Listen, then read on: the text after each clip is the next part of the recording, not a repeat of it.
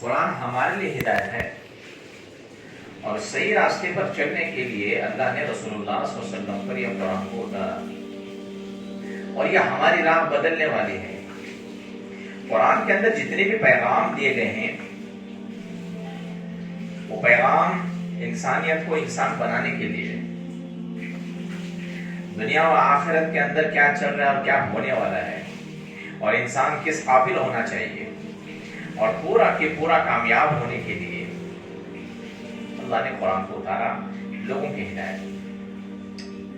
قرآن میں اللہ فرماتا ہے ہدی للمتقین، کیا فرماتا ہے؟ اور اس سے پہلے بات فرماتا ہے ذالک الکتاب لا ریب فیہ، میں نے جو کتاب تم پر اتاری، یہ کتاب یہ بہت سچی کتاب ہے، اس میں کوئی شک نہیں، اس میں کوئی شک نہیں۔ اور قرآن کو اللہ نے اتارا ہدایت کے لیے، تو اس کا مفہوم آگے ہدی للمتقین، ہم یہ متقیوں کے لیے ہدایت ہے۔ کس کے لیے؟ اور دوسری جگہ اللہ نے فرمایا ہدی للناس، کیا فرمایا؟ کہ یہ انسانوں کے لیے ہدایت ہے۔ اب اس کا معنی کیا ہے؟ دو الگ الگ چیزیں بیان کرنے کے لیے کیسا ہو گیا کہ بھئی یہاں ہدی للمتقین کہہ رہے ہیں یا ہدی للناس کہہ رہے ہیں، تو اس کا الگ الگ بتانے کا مطلب کیا ہے؟ تفسیر میں آیا ہے جو بندہ متقی بھی ہے اس کے لیے بھی ہدایت ہے، جو عام انسان ہے وہ بھی پڑھ کر ہدایت یافتہ ہو سکتا ہے۔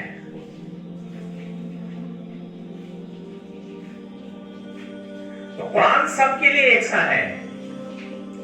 اگر کوئی بڑا متقی پرہیزگار ہے، وہ جب اللہ کی کتاب پڑھ رہا ہے تو محتاجی کے ساتھ ہی پڑھنا چاہیے کہ اللہ میری زندگی بنا دے، اور ایک عام انسان پڑھ رہا ہے تو اسے تو چاہیے کہ میں اس پر آ جاؤں۔ تو اللہ نے فرمایا متقیوں تمہارے لیے بھی ہدایت ہے، ہدی للناس، اے لوگوں تمہارے لیے بھی ہدایت ہے۔ صحیح بات ہے نا کہ لوگوں تمہارے لیے بھی ہدایت ہے، اے متقیوں، اے پرہیزگاروں، اے اللہ کے ولیوں، اے مومنوں، اے میری اطاعت کرنے والے مخلصانہ بندوں، مجھے منانے والوں، صبح و شام میری عبادت میں رہنے والوں، اللہ کا دین کا کام کرنے والوں، نیک لوگوں، تم بھی یاد رکھو وہ ہدایت تمہاری ہے۔ اور میرے گنہگار بندوں جو عام ہیں، جو ابھی تک مجھ سے ملے نہیں ہیں، راہ گمراہی پر چل رہے ہو، اور اپنے آپ کے اندر اتنے گناہوں میں مغروس ہو چکے ہو کہ خیر تمہارے اندر سے نکلتا جا رہا ہے، شر کے تم عادی بن چکے ہو، شر کے پجاری بن چکے ہو، شر کے اور خواہشات کے غلام بن چکے ہو، تو لوگوں یہ تمہارے لیے بھی ہدایت ہے، اس کے لیے تمہارے لیے بھی ہدایت ہے۔ تو میرے محترم بزرگ دوستوں اور ماں بہنوں، قرآن ایک واحد ہے جسے اللہ نے انسانوں کے لیے ہدایتوں کے لیے اتارا گیا۔ کیا گیا بھائی؟ انسانوں کے لیے ہدایت کے لیے۔ تو اللہ نے واضح طور پر اس قرآن کے اندر ساری ہی چیزیں ڈال دی گئی ہیں۔ اب دین اس پر مکمل ہو چکا ہے، اس کے اندر ذرہ برابر بھی تبدیلی نہیں آ سکتی۔ تو میرے محترم بزرگوں اور دوستوں اور ماں بہنوں، یہ قرآن میں پہلے بھی کہہ چکا ہوں، یہ قرآن ہماری بیماری کے لیے شفا کے لیے اتارا گیا ہے، نہ یہ قرآن کسی کے گھر میں برکت کے لیے اتارا گیا ہے، نہ یہ قرآن کسی کے مرض کو ختم کرنے کے لیے بنایا گیا ہے، نہ یہ قرآن کسی مرنے کے والے پر کسی ثواب کے لیے اتارا گیا ہے۔ یہ اس کے بعد کے فضائل ہیں۔ قرآن صرف اور صرف عمل کرنے کے لیے اتارا گیا ہے۔ اس کے لیے کوئی یہ تو دم کرنا، پڑھنا ایک مستحب، ایک سنت کا عمل ہے، لیکن قرآن پر عمل فرض ہے، کیونکہ جو بندہ قرآن اعتبار سے اپنی دنیا نہ بناوے، اپنی آخرت نہ بناوے، اس کے زندگی مطابق وہ کام نہ کرے، تو پھر اس کی دنیا بھی بگڑ جائے گی، آخرت بھی تباہ ہو جائے گی، آخرت بھی تباہ ہو جائے گی۔ क्योंकि ये सीधा रास्ता दिखाने वाली, ये उम्मत को सही रास्ते पर लाने वाली किताब है। तो मेरे मोहतरम बुजुर्ग और दोस्तों और माँ बहनों, सही से इरादा करें, इंशाअल्लाह हमारी जिंदगी अमाल पर और कुरान पर, कुरान के कहने पर, अहादीस से रसूल सल्लल्लाहु अलैहि वसल्लम के मुताबिक इंशाअल्लाह होगी। इरादा करते हैं भाई। तो अभी तक हमने कुरान को पढ़ना सीखा है, कैसा सीखा है कुरान को, लेकिन कुरान को अभी तक हमने समझा नहीं।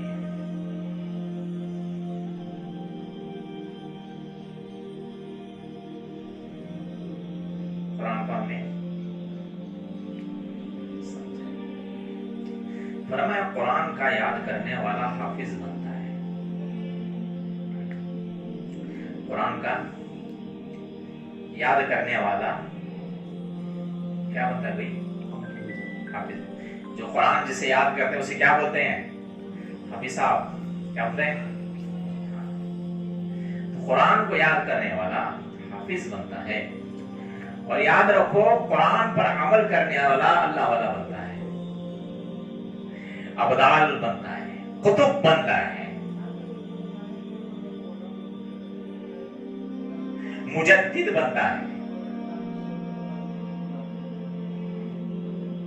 मजजूब बनता है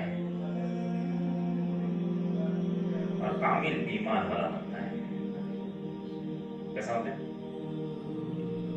आज आम आदमी भी अगर कुरान का पढ़ने वाला बन जाए तो वो भी हाफिज बन जाता है। अब कई ऐसे इसमें जिन्होंने गैर में भी कुरान हिफ्ज किया है, लेकिन उनकी कामयाबी उस पर नहीं है। कुरान पर अमल करना ये असल कामयाबी है, और कुरानी एतबार से अपनी जिंदगी को बनाना ये असल कामयाबी है। तो करोगे ना इंशाअल्लाह इस पर अमल। तो इसलिए मेरे मोहतरम बुजुर्ग और दोस्तों, इन कुरान पर अमल करने के लिए और अल्लाह के यहाँ नेक साबित होने के लिए और अल्लाह के यहाँ कुछ मकाम हासिल करने के लिए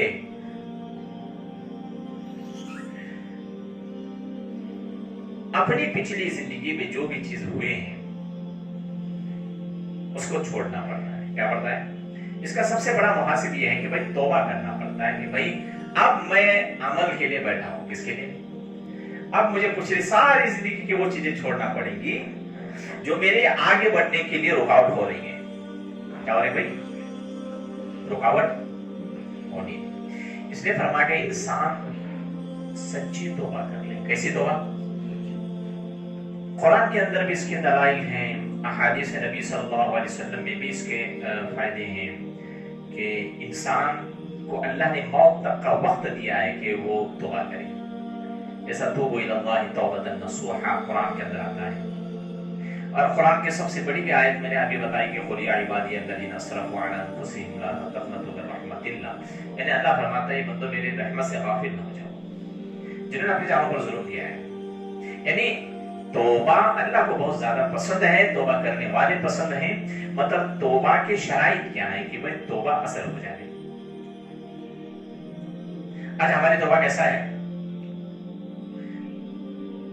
कॉन्ट्रैक्ट जिंदगी से क्या हुआ? कहते मुझे बनने का आने का 40 दिन चले गए, 40 दिन तहज्जुद कॉन्ट्रैक्ट, घर में बंद खलास कॉन्ट्रैक्ट कर रहे हो। मैं तौबा जमात में तो अल्लाह मैंने ऐसा किया, मैंने अल्लाह दुनिया से तरफ में सोचते हैं, लेकिन फिर भी अगर दुनिया में घुसा आजा मैं तो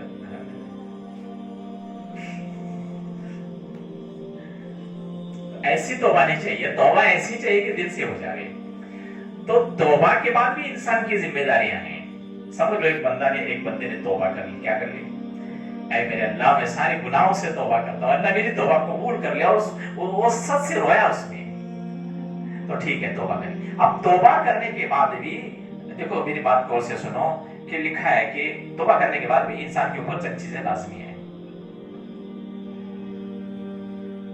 आप समझ में आ रहा है इसके ऊपर क्या लाजिम है? नमाज छोड़ने पर वहीदे हैं, ये है सारी चीजों की तो बात याद आ गई। अभी आपने कभी सुनी नहीं होगी कि तौबा के बाद भी इंसान के ऊपर कुछ जिम्मेदारियां हैं। तो तौबा के बाद इंसान 5 काम करना पड़ता है। कितना काम? तौबा करने के बाद इंसान को 5 काम करना चाहिए। तो सबसे पहली बात यह है, तौबा करने के बाद, गौर से सुनो मेरे भाइयों और मां बहनों, की तौबा करने के बाद सबसे पहले बुरे दोस्तों की सोबत छोड़नी है। कैसे? बुरे दोस्तों की सोबत छोड़नी है। इमाम गज़ाली रहमतुल्लाह अलैह ने लिखा है कि बुरे दोस्त शैतान मर्दूस से भी ज्यादा बड़े हैं। कैसे हैं? शैतान। तो किसी के दिल में बात आ गई, भाई देखो इंसान है, कोई बुरा भी दोस्त रहा तो वो इंसान है, ईमान वाला है, लेकिन उसे इतनी गिल्ट हो रही कि वो शैतान से भी बड़ा मरदूद है। ऐसा कैसा हो सकता है? दिमाग में बातें आती है ना। इमाम गज़ाली रहमतुल्लाह अलैह ने उसके तफसीर में लिखा है, ये इसलिए बात लिखी गई है कि शैतान सिर्फ गुनाह की चिंगारी पैदा करता है दिल में। शैतान इंसान के दिल में चिंगारियां पैदा करता है और उसके दिल में वसाविस डालता है उस काम के लिए। अब वो कर गया ठीक, नहीं कर गया तो फिर कुछ मसला नहीं। लेकिन बुरे दोस्त उसका जहन बनाते हैं, नहीं होना, और नहीं आया तो वार्निंग भी देते हैं, आज अगर नहीं आया खलास, अगली बार क्या संबंध है। और एक बार तो आकर पकड़ ले जाते, करना नहीं छोड़ेंगे तुझे। बर्थडे करने का, बर्थडे करना, केक होना मुझे कैसी भी हालत में, शाम को पार्टी तैयार रख, नहीं केक ना जबर से उठा कर उसको बता दे, केक ले। तो समझ में आता है कि शैतान से भी ज्यादा खतरनाक है तुझे। वो तो बस एक चिंगार लगाता है, फिर दिन बाद आती है करना, मैं नहीं कर चलता, उसमें क्या है, सब उससे बुजुर्ग अच्छे हो गए, एक दिन में आता नहीं, छोड़ देता है, तो खत्म हो। दोस्त नहीं, सीधा वहां चल बेकरी में खराब हो, खराब हो भी बर्थडे, उसके जो उसमें हो भी बाद में कहने का मुझे जरा भी हो रहा था, इनो करे सब मेरे व्हाट्सएप यूज लगा है। इसीलिए तो कहा है बुरे दोस्त शैतान से भी ज्यादा, बुरे दोस्त शैतान से भी ज्यादा खतरनाक होते हैं। और दूसरी चीज ये करना है कि तौबा करने के बाद और तौबा ये करना है कि मैंने तौबा में देर कर दी। दूसरा काम क्या करना? देर करने के बाद की तौबा पर तौबा किया जाए। अल्लाह 25 साल गुजर गए, 50 साल गुजर गए, अभी तौबा किया मैं, अल्लाह मुझे माफ करके इतनी देर तौबा की मुझे लगी। दूसरी चीज क्या? देर से तौबा करने के बाद, उस देर से तौबा होने के बाद भी तौबा करो कि इतनी देर लगी क्यों? पहले कर लेता तो बहुत बड़ा अच्छा हो जाता है। दूसरा काम यह करना है कि तौबा की देर से तौबा हो, इसलिए तौबा करना है। तीसरा काम यह है कि नफ्स के जात पर मुतमईन नहीं रहना है। तौबा हुई तब पक्की हुई, कौन हला सकता नहीं मैं जानता, कौन बुरे दोस्त का मैसेज आया तो आता है उसका, लेकिन अब नफ्स पर मुतमईन है तो क्या पता 10 मैसेज के बाद एक रिप्लाई दे दे, नहीं बहुत करने का था इसलिए दिया। तो नफ्स इंसान को, तो नफ्स पर अपनी मुतमईन नहीं रहना है मौत के आखिरी सांस तक, कि अभी हमको कब गुमराह कर दे। तो तीसरा काम ये करना है कि अपने नफ्स को मौत तक उसको इस पर मुतमईन नहीं रहना है कि अब मैं बन गया। ये मैं तौबा के बाद के काम बता रहा हूं, समझ में आ रही ना बात? पहला काम बुरे दोस्त, दूसरा काम तौबा देर से हुई, उस पर तौबा। तीसरा नफ्स पर मुतमईन नहीं रहना है कि हाँ आप मेरे से नहीं होगा, क्या पता 6 महीने के बाद हो जाएगा। और चौथा काम ये करना है कि हम नेकियां ज्यादा करना है ताकि हमारे जो पिछले गुनाह हुए ये नेकियां उस पर भारी हो जाएं। चौथा काम क्या करना है? नेकियां ज्यादा करना है, क्योंकि नेकियां ज्यादा करने के बाद जो गुनाह हमारे पिछले हुए हैं ये नेकियां उस पर गालिब आ जाए। अब मैंने कुरान पर पढ़ा ना, इन्नल हसनात युज़हिबन अस्सय्यिआत, सूरह हूद की 114वीं नंबर आयत है। कौन से सूरह की? 100। कि अल्लाह फरमाता है बेशक तुम्हारी नेकियां बुराई पर हावी होती हैं। मैंने इससे पहले कहा ना कि कुरान बहुत जबरदस्त है, लेकिन हमने इसे खाली अमल के लिए यूज किया है। किसके लिए? इन्नल हसनात युज़हिबन अस्सय्यिआत, अल्लाह फरमाता है तुम्हारी भलाइयां नेकियों, तुम्हारी अच्छाइयां, तुम्हारी नेकियां तुम्हारी बुराइयों पर गालिब आ जाती है। चौथी चीज ये करना है। और हदीस में आता है, सही मुस्लिम शरीफ की हदीस है, हजरत अबू ज़र ग़िफ़ारी रज़ियल्लाहु अन्हु फरमाते हैं रसूलुल्लाह सल्लल्लाहु अलैहि वसल्लम ने मुझे 3 नसीहतें दी। कितने नसीहतें हुई? मुझे 3 नसीहतें की।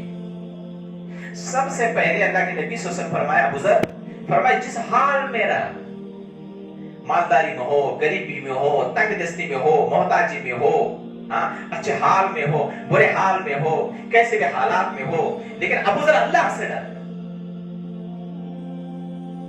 किससे डर? तुम हर हाल में तक़वे को मत भूलना। और दूसरी बात अल्लाह के नबी सल्लल्लाहु अलैहि वसल्लम ने फरमाई कि अबू ज़र,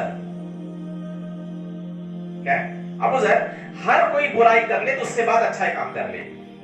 कोई बुराई तुझसे सादिर हो जावे तो उसके बाद तू क्या कर? अच्छाइयां कर, क्योंकि अच्छाइयां बुराई का गालिब होती है। यही कुरान क्या है, देखो हदीस में भी जुड़ा हुआ है। हज़रत अबू ज़र ग़िफ़ारी रज़ियल्लाहु अन्हु हैं इस हदीस के, और मारिफुल हदीस की हदीस बता रहा हूं, ये जो हम बता रहे हैं। तो दूसरी नसीहत क्या की? अबू ज़र तेरे से कोई गलतियां सादिर हो जाए, गुनाह सादिर, नहीं क्या कर लिया कर, क्योंकि बेशक अच्छाइयां बुराई पर गालिब आती है और नेकियां बुराई को खत्म करती है। और फरमाया कि तीसरा काम कर, हर एक के साथ हुस्न अखलाक से पेश आ। तुझे कोई बुरा कहे तो तू उसके साथ अच्छा बन जा, कोई तेरी गलतियां ढूंढ ले तो फिर उसके साथ भी तू अच्छा बन जा, कोई तेरे पीछे ग़ीबत कर दे तो फिर उसे माफ कर दे, उसके सामने खड़े हो जाए, यानी हुस्न अखलाक।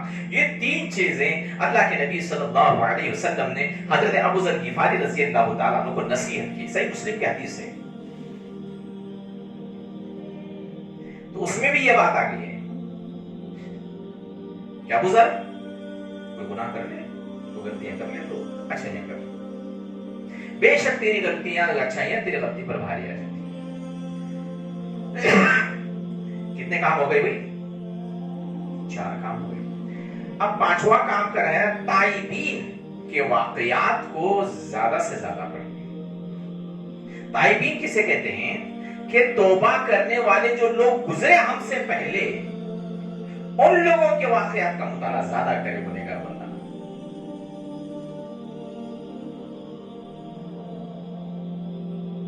समझ में ये बात? समझ में ना? 5 काम जब इंसान तौबा करता है तो कितने काम? 5 काम करना है। सबसे पहले बुरे दोस्तों से छुटकारा पाना है, उनकी सोबत से बचना है, नेक लोगों की सोबत इख्तियार। तौबा में देर हुई इसलिए तौबा करना है, दूसरा काम करना है। तीसरा काम नफ्स से मुतमईन नहीं होना है। और चौथा काम, जब गुनाह हो जाते हैं ना तो अच्छाइयां काम करें, क्योंकि तुम्हारी ये अच्छाइयां पिछले गुनाहों पर आ जाए, गालिब हो जाए। और 5वां काम, ताइबीन के वाकयात को हद से ज्यादा पड़े, यानी तौबा करने वाले के जो वाकयात गुजरे उनके वाकयात को ज्यादा पड़े। एक वाकया लिखा है,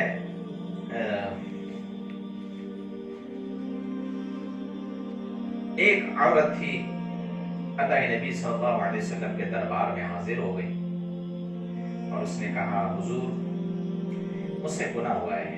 کیا ہوا ہے؟ مجھ سے گناہ ہوا ہے. تو حضور صلی اللہ علیہ وسلم نے اسے نظر انداز کر دیا. میں ٹھیک ہے لیکن حضور میں نے گناہ کیا ہے. پھر چھوڑ دیا. پھر فرمایا حضور میں نے گناہ کیا ہے. پھر آج کے زمانے میں کیسا ہوتا ہے؟ میں گناہ کیسے کیا کرے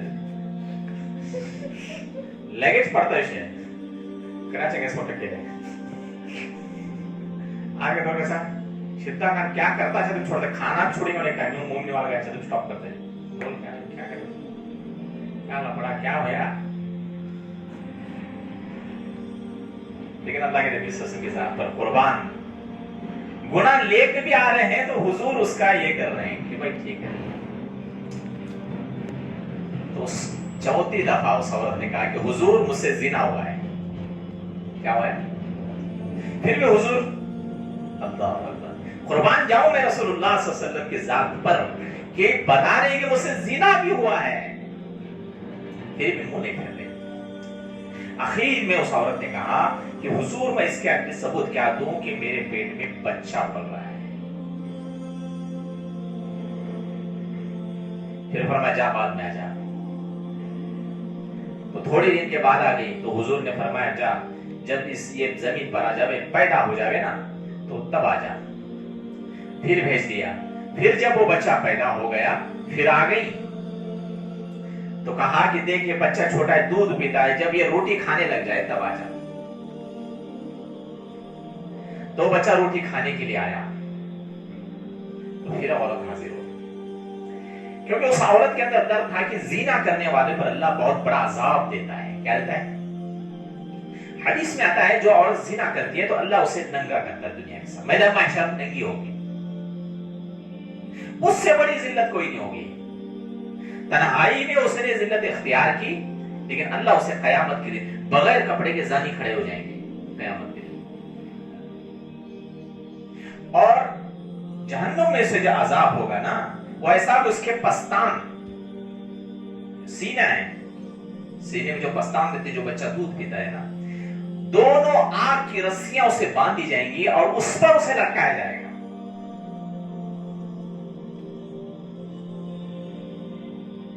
ذرا بھی ہاتھ لگ جائے تو درد ہوتا ہے نا کیونکہ وہ تکلیف دہ چیز ہوتی ہے. کیا ہے؟ لیکن حدیث میں آتا ہے کہ دونوں طرف لٹکایا جائے گا اور باندھا جائے اسے کھینچا جائے گا. وہ روز مرے گی روز اٹھے گی.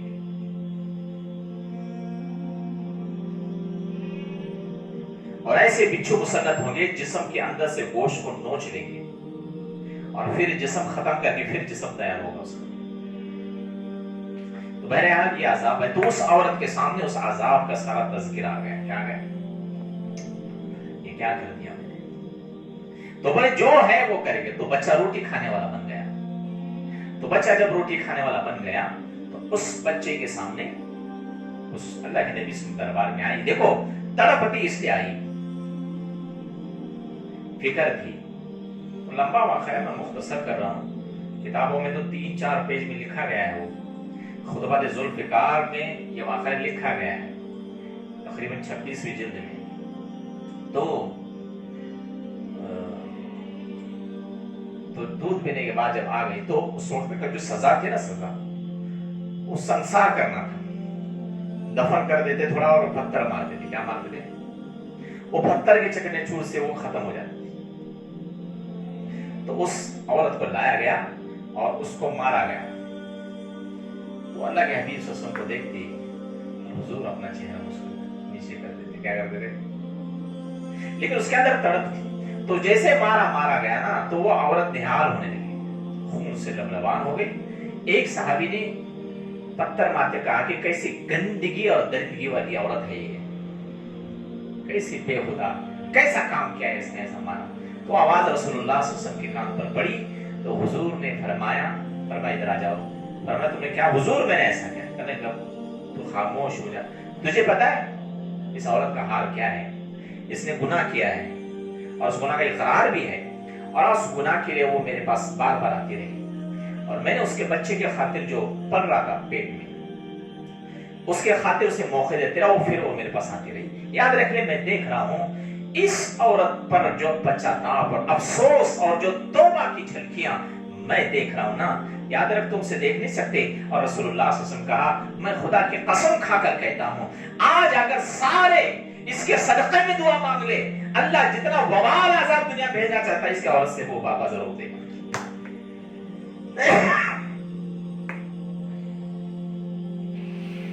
اور اللہ مجھے کہہ رہا ہے اس عورت کے صدقے میں مانگا جائے ہم دیں گے اسے. میرا آج دیکھنے میں یہ اپنے دم توڑ رہی ہیں، لیکن میں اس کے آخرت کے درجے دیکھ رہا ہوں. مجھے غفلت ہے. وہ صحابیہ رضی اللہ عنہ، فرمایا اسے صحابی رسول کا لقب ملا. وہ صحابیہ رضی اللہ عنہ، اللہ کے رسول نے فرمایا کہ اس نے ایسا پچھتاپ کیا ہے کہ اگر اس بار اگر کوئی بندہ اپنے گناہوں کی معافی مانگ لے،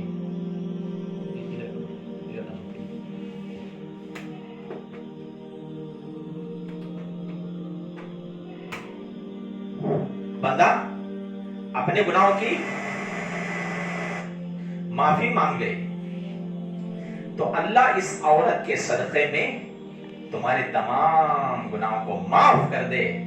تو کیا کہنا اس عورت پر؟ اس آواز سے پتھر مار رہا ہے. قیامت کے دن اگر وہ اعلیٰ درجے پر ہوگی تب تیرا کیا حشر ہے؟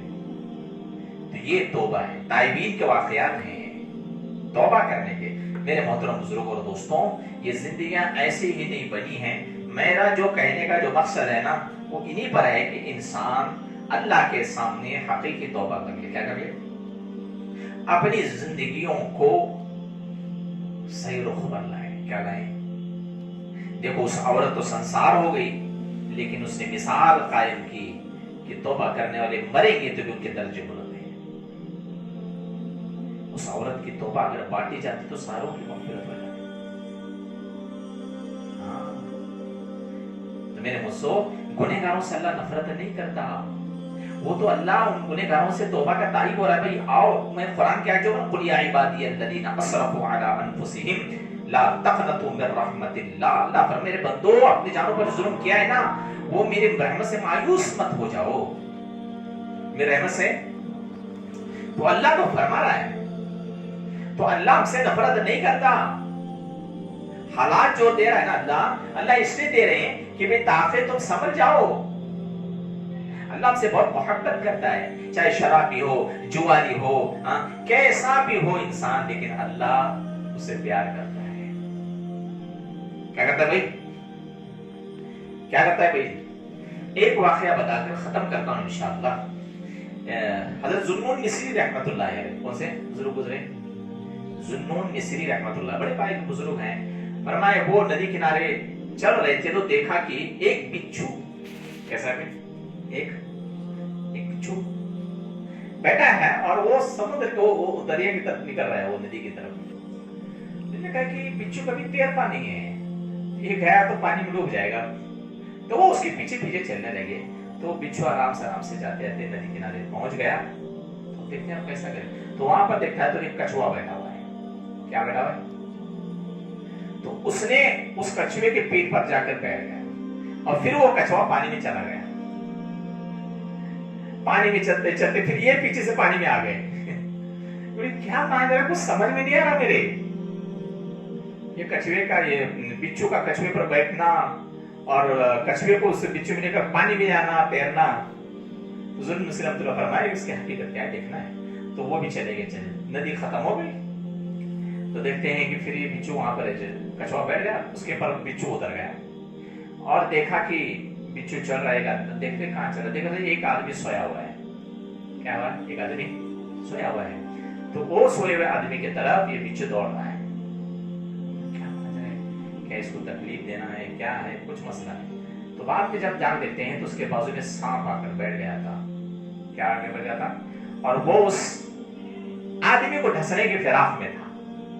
وہ جیسے اس نے منہ کھول کے ڈھسنا چاہا، اس بچھو نے اس کے منہ کو اپنے مونچھ میں دبوچ دیا. کیا کر لیا؟ اور اپنا زہر اس میں ڈال دیا. بچھو کے زہر سے سانپ ختم ہو سکتا ہے، ختم ہوتا ہے. تو جیسے اس نے ڈنک مار کے اسے بے ہوش کر دیا تو وہ پڑ گیا.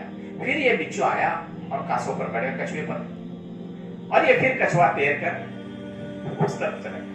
تو ظلم مصری رحمۃ اللہ علیہ کے دماغ میں آیا کہ بھائی اتنے کام کے لیے اللہ نے لگایا تھے، واحد یہ کوئی اللہ کا وہ بندہ ہے جس کے لیے اللہ نے اتنی سیکورٹی لگا رکھی ہے جانوروں کے لیے. کس کے؟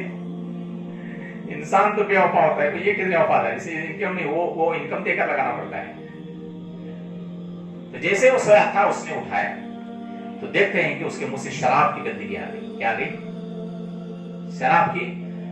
تو ظلم مصری رحمۃ اللہ فرمایا کہ یہ شراب پی کر سویا ہوا ہے. ظلم مصری رحمۃ اللہ کہا ہے اللہ یہ تو شراب ہی یہاں پر پڑا ہوا ہے. اس نے کہا کیا بات ہے؟ ارے کہنے لگے تو شراب پہ پیا ہے، تیرے بازو میں سانپ دیکھا سانپ پڑا ہوا ہے؟ بولے ہاں یہ چاپنے والا تھا. وہاں سے سارے واقعات سنا ظلم مصری رحمۃ اللہ علیہ نے، یہاں تک آ کر تجھ کو اس سے بچایا اور چلے گئے. فرمایا میں تو سمجھتا کوئی بڑا اللہ والا گزرا. تو اتنا کہنا تھا وہ شرابی کی آنکھوں میں آنسو آ گئے. اس نے اللہ کا شکر ادا کیا، میرے اللہ تو اتنا رحم کرتا ہے مجھ سے، تو مجھ سے اتنا پیار کرتا ہے. اللہ تجھے میری جان کی اتنی فکر ہے، میں تیرے احکام کو توڑ کر سویا ہوا ہوں، تجھے ناراض کرتے ہوئے سویا ہوا ہوں، تیرے دل کو دکھا کے میں سویا ہوا ہوں. یہاں پر جس زبان پر اللہ کا نام لینا ہے میں گندی چیز کو لے کر سویا ہوں. جس زبان سے اللہ کی یاد کی خوشبو آنی چاہیے میں اس حرام چیز کی خوشبو میرے زبان سے، پھر بھی تو نہیں میرے اس پر. اور اس کے سیکورٹی کے لیے اس کی پوچھ تاچھ کے لیے ظلم مصری سے بزرگ بھی آ گئے. روایت میں لکھا ہے اس نے توبہ کی اللہ کے سامنے، اور میرے اللہ میں حقیقی تجھ سے توبہ کرتا ہوں کہ میرا رب جب اتنا ہو کر بھی اتنا احسان کرتا ہے تو میں جب اللہ کے اس حکم کو پورا کروں گا جس کے لیے میری پیدائش ہوئی ہے، جس کے لیے میں زمین پر آیا ہوا ہوں، جس کے لیے مجھے بھیجا گیا جس کام کے لیے، اگر اس کام کے لیے میں آ جاؤں تو پھر اللہ کیسے کیسے کرنا بھی کر جائے. توبہ کا ہی وہ ہے. تو میرے محترم بزرگوں اور دوستوں، یہ واقعات صرف سنانے کے لیے اور سن کے اچھا لگنے کے لیے نہیں ہے، یہ واقعات تو عملی زندگی میں اپنے اندر لانے کے لیے ان واقعاتوں کا بیان کرتے ہیں. تو میرے محترم بزرگوں دوستوں، ارادہ کرو کہ اللہ تبارک و تعالی ہمیں سچی توبہ نصیب عطا فرمائے. کیسی توبہ؟ سچی توبہ. اور یاد رکھو کہ سچی توبہ کرنے کے بعد بھی میں نے آپ کو بتایا کہ کتنے کام کرنے ہیں. اتنا کام کر لیا تو وہ توبہ سچی. تو یہ مجلسوں میں آنا، یہ تائب بن کے آنا پڑتا ہے. تو یہ جسم میں جو گناہ کے چنگارے بھڑکے ہوئے ہیں نا رگ رگ میں، یہ نفسانی خواہشات پر ابھارتے ہیں اور گناہ پر آمادہ کرتے ہیں. تو اللہ سے دعا کرو کہ اللہ ہمیں باریک سے باریک، چھوٹے سے چھوٹے گناہ سے بھی، رائی کے دانے کے جیسے گناہ سے بھی اللہ ہماری حفاظت کرے، اور اللہ ہمیں اس سے بچا لے. ہمیں کریں گے نا بھائی، یہ پر عمل کریں گے تو توبہ کریں گے نا. کب سے توبہ کریں گے؟ کیا بس وہی ہے حضرت کے سامنے بھائی توبہ، ایسا نہیں ہونا کہ واپس دینا پڑے لوبا. توبہ کرنے سے یہ لیوا ریٹرن، تو ایسا نہیں ہونا چاہیے. توبہ کرے دل سے کرو بھائی. تو اس توبہ کا زنگ کیسے دور ہوتا ہے بھائی؟ اللہ کے ذکر سے. کیسے؟ اللہ کے اللہ بذکر اللہ تطمئن القلوب. اللہ فرماتا ہے میری یاد میں دل کا اطمینان چھپا ہوا ہے. اور حدیث میں کیا آتا ہے جب بندہ ذکر کرتا ہے تو اس کا قلب صاف کر دے جاتا ہے. تو بتا کہ کپڑوں کو دھونے کے لیے صابن کی ضرورت ہوتی ہے نا، تو اسی طرح بالکل دل کو زنگ دور کرنے کے لیے اللہ کے ذکر کی ضرورت ہے. تو کریں نا اللہ بھائی، تو اللہ سے دعا کرے اللہ ہمارے تمام پچھلے گناہ کو معاف کر دیں، اللہ ہمیں صحیح راہ دکھا دے، اور صحیح راہ پر چلانے کے اللہ ہم سب کو توفیق عطا فرما دے. اللہ ہم سب کو کہنے سننے سے زیادہ عمل